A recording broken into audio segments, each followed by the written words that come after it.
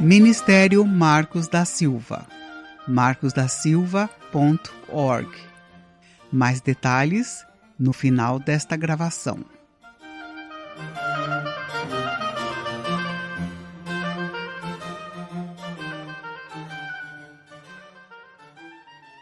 Série Combatendo as Forças Espirituais. Estudo número 3. Os ataques sobrenaturais. Algo estranho.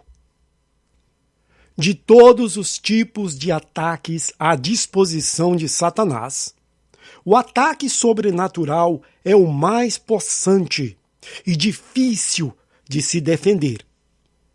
Este é o motivo que começaremos por ele, e na sequência da série falaremos dos demais. Creio ser a este tipo de ataque que o apóstolo Pedro se referiu quando nos escreveu que não devemos nos surpreender quando algo estranho, como uma provação de fogo, vier sobre nós. Verso: Amados, não estranheis, grego ksenizomi, a ardente provação, grego piroses, que vem sobre vós para vos testar, grego pirasmos, como se coisa estranha, grego xenos, vos acontecesse. De novo: Amados, não estranheis a ardente provação que vem sobre vós para vos testar, como se coisa estranha vos acontecesse. 1 Pedro 4:12. O adjetivo estranho, grego xenos, denota o fato de que, quando sofremos este tipo de provação, não conseguimos entendê-la. Da mesma forma que, quando ouvimos um estrangeiro, grego xeni, falar em um idioma que não conhecemos, não podemos compreender o que ele está falando.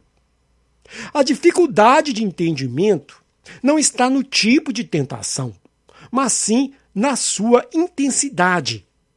Ou seja, não é que o diabo esteja nos tentando em algo que nunca fomos tentados, mas sim no fato de que somos tentados com tanta força que nos parece impossível resistir. Uma força anormal, e que sentimos como que completamente vencidos.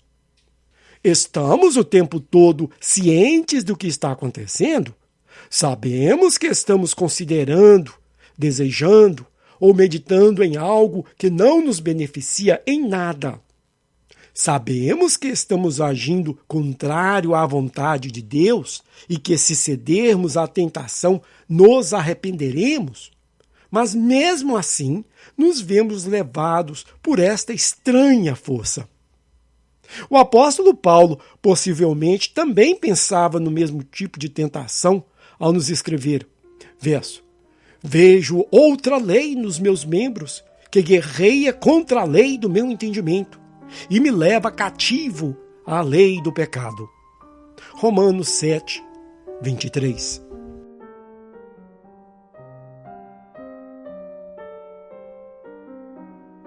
A frequência dos ataques estranhos de Satanás.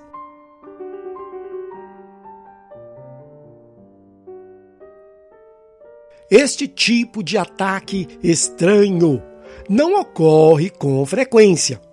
Se fosse o caso, ele não seria estranho, a não ser para aqueles que continuamente cedem à mesma tentação, pois quanto mais o cristão se rende ao inimigo, mais fraco ele fica, tornando-se mais fácil para os demônios executarem esta manobra com sucesso.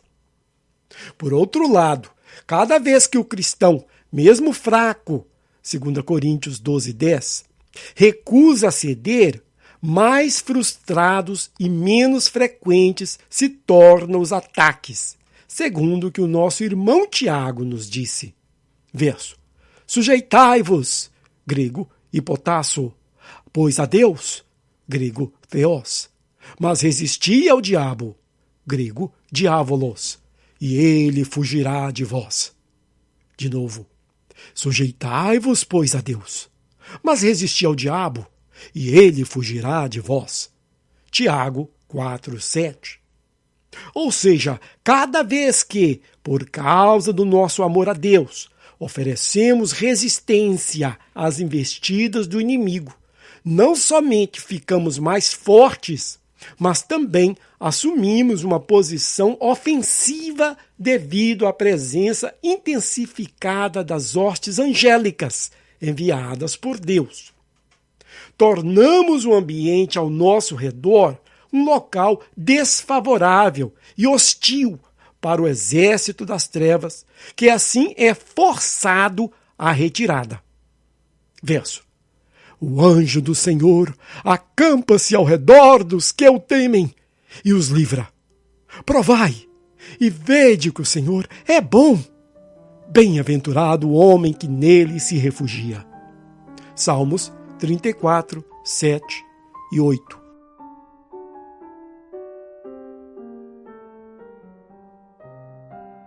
A diferença entre os ataques considerados estranhos e os ataques simples.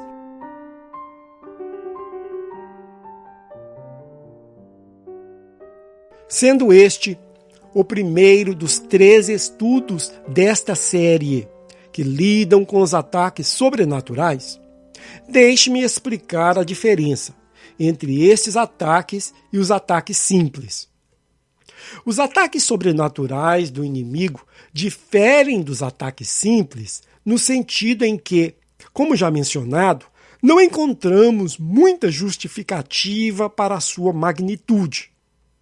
Deixe-me ser bem claro sobre isto, para que ninguém imagine que todas as tentações são idênticas, pois certamente que não são. Todos os dias, nós, cristãos, somos tentados várias vezes de uma forma simples, natural, em virtude da nossa natureza caída, e em várias áreas da nossa vida. Somos tentados a mentir, a nos exaltar perante os outros, a cobiçar, a desejar o mal às pessoas, a magoar os outros, ao desânimo, ao medo, às preocupações, à ganância e outras tentações semelhantes. Às vezes caímos nestas tentações e às vezes resistimos. Nem sempre o diabo precisa estar por detrás delas, pois por nós mesmos somos mais inclinados a agir de acordo com a nossa vontade do que com a vontade do Senhor. Foi por isso que, ao ensinar os discípulos a orar, Jesus lhes instruiu a dizer, verso: seja feita a tua vontade. Mateus 6:10. O que significa: seja feita a vontade de Deus, que é perfeita e santa, e não a nossa, que é imperfeita e tendenciosa ao pecado.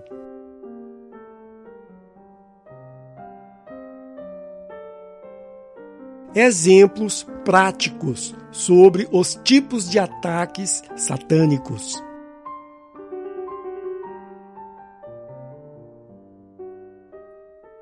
Para que fique ainda mais claro a diferença, deixe-me dar 2 exemplos comuns na vida do cristão. Se o cristão fica chateado porque alguém no trabalho o ofendeu, e como consequência, durante o restante do dia, deseja o mal ao seu colega, mas depois de orar sobre o assunto, pedindo perdão a Deus por ter pecado contra ele, 1 ou 2 dias depois, já não pensa sobre o ocorrido? Então, o desejar o mal foi uma tentação simples, da carne, no qual tudo o que ocorreu pode ter vindo ou não do inimigo. Se ele, porém, não consegue parar de pensar no assunto, e a todo instante, tudo o que ocorreu é projetado de novo na sua mente, e como resultado, ele se vê continuamente desejando o mal ao seu colega, dia após dia, não entendendo por que esses pensamentos não vão embora. Então, é certo que ele está sob um ataque sobrenatural, arquitetado e executado por Satanás. Um segundo exemplo. Digamos que o cristão observa que uma colega de trabalho, casada, se vestiu de uma forma indecente e ele, por alguns segundos, admirou e desejou a mulher do próximo. Durante aquele dia, ele se lembrou da mulher, se sentiu incomodado, orou sobre o assunto, pedindo perdão a Deus por ter pecado contra ele. E no outro dia, já não pensa sobre o ocorrido? Então, o cobiçar a mulher do próximo foi uma tentação simples, da carne, no qual tudo o que ocorreu pode ter vindo ou não do inimigo. Se ele, porém, pensa na mulher continuamente e nas horas que menos espera, se ele começa a imaginar todos os tipos de situações pecaminosas com ela, e por mais que queira e ore, os pensamentos continuam correndo, podendo parar por um tempo, mas ressurgindo mais adiante. Então, é certo que ele está sobre um ataque sobrenatural, arquitetado e executado por Satanás.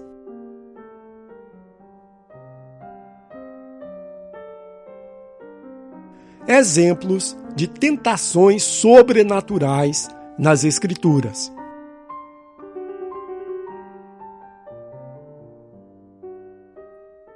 Na Bíblia, 2 bons exemplos do que estou falando ocorreram em uma mesma família. O primeiro com o rei Davi, quando cometeu adultério e assassinato ao cobiçar Batseba, mulher de Urias. E o segundo com Amnon, filho do rei, ao cobiçar e estuprar Tamar, sua meia-irmã. Em ambos os casos, ao considerarmos o desenrolar dos eventos e a seriedade do que fizeram, se vê claramente que houve um ataque satânico sobrenatural extremamente forte contra os dois. Uma verdade, especialmente no caso do rei Davi, que mantinha um relacionamento íntimo com o Senhor e que tinha contínuo acesso às revelações de Deus através dos profetas, sacerdotes e de revelações diretas. 1 Samuel 23:9, 2 Samuel 23:2, sem mencionar o fato de que possuía várias mulheres e que a qualquer momento que quisesse poderia adquirir mais esposas ou concubinas de uma forma não pecaminosa, como era o costume da época, e conforme o próprio Deus lhe disse através do profeta Natã.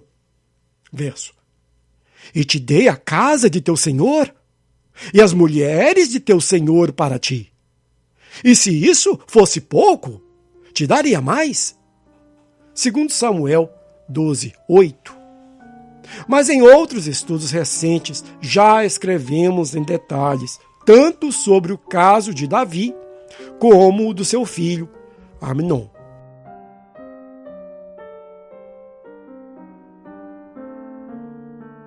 Um exemplo pessoal da tentação sobrenatural.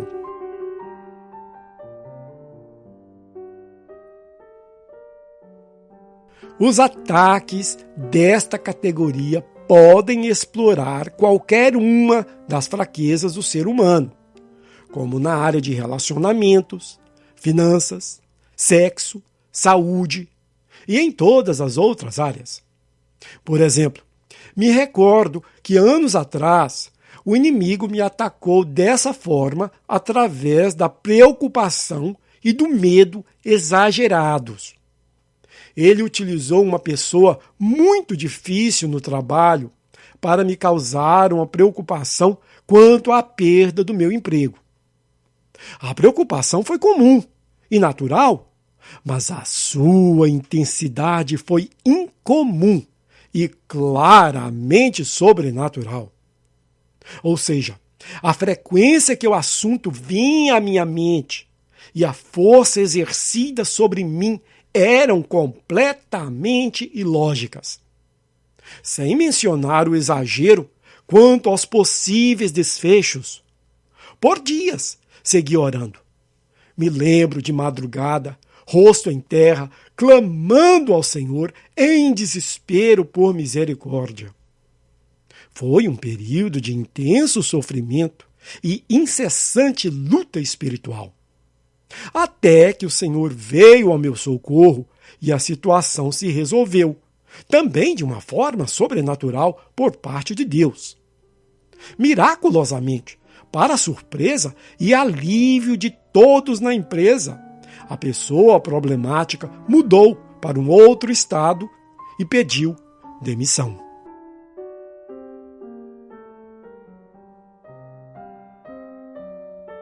Deus não permite que os demônios usem desta arma sempre que querem.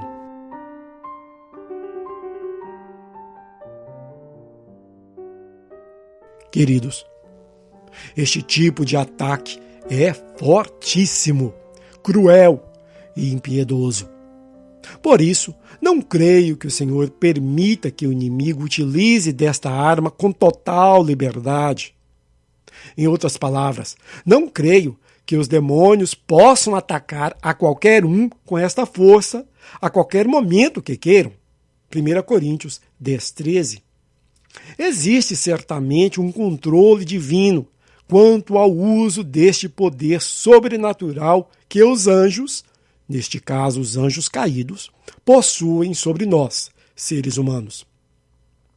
Mas, quando lhes é permitido, o cristão precisa procurar o auxílio de Deus com urgência, fervor e persistência, pois esta é a única forma que ele sobreviverá. Verso. Na minha angústia, invoquei o Senhor. Sim, clamei ao meu Deus. Do seu templo, ouviu ele a minha voz. O clamor que eu lhe fiz chegou aos seus ouvidos. Salmos 18, 6.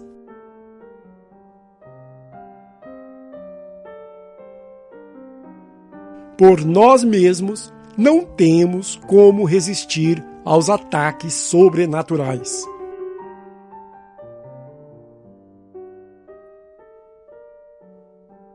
Amados, mais adiante, nesta série, quando falarmos sobre resistência e contra-ataques, explicaremos como podemos desenvolver a nossa habilidade no uso das armas espirituais que o Senhor nos forneceu para serem empregadas contra as forças espirituais do mal, tanto durante os ataques sobrenaturais, iguais a este meu testemunho acima, como também quando somos atacados através da carne, de uma forma simples, os quais não possuem a mesma intensidade dos ataques sobrenaturais.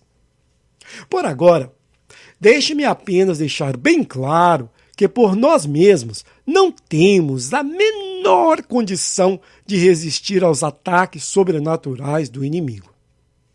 Os anjos caídos pertencem a uma classe de criaturas superior à raça de Adão, sem mencionar o fato de que, enquanto eles nos escutam e veem, nós lutamos fisicamente às cegas, somente baseado em indícios e circunstâncias. Mas isso é somente em se tratando do aspecto físico, porque na realidade a nossa maior arma, que é a fé, tem a sua força exatamente porque ela não depende do que se vê. 2 Coríntios 5:7. Mas sim na esperança, dependência e confiança depositada no seu autor e consumador, que é Cristo. Hebreus 12:2. Ou seja, aquilo que era para ser o nosso ponto fraco nesta batalha, passa a ser a nossa maior vantagem sobre o inimigo. Em Cristo, quando somos fisicamente fracos, nos tornamos espiritualmente fortes. 2 Coríntios 12:10. Espero te ver no céu.